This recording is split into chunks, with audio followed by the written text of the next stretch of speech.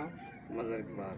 अच्छा, क्या हुआ, क्या मसला हुआ आपके साथ? कोई मसला ही नहीं था, एक तार थी बिजली की जो आ रही थी, उसकी भी मेरी भी इकट्ठी हमारी जलती नहीं थी, जल जाती थी। मैंने कहा अपनी लाओ, मैंने अपनी लगा ली, इसने उस पर गैर रखा, उसने इसने मेरे से लड़ाई की। बस मैं तो अकेला था, इन्होंने 5 आदमियों ने मुझे तशद्दुद का निशाना बनाया इस चीज़, लेकिन मुझे मार के फेंक गए।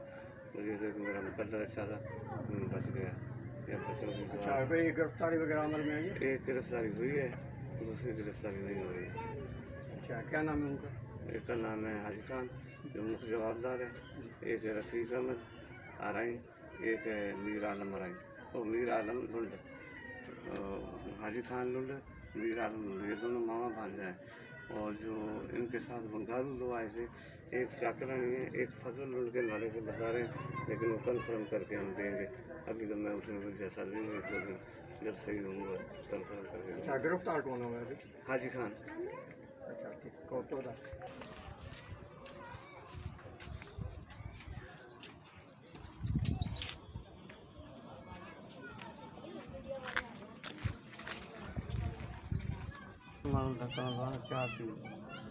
क्या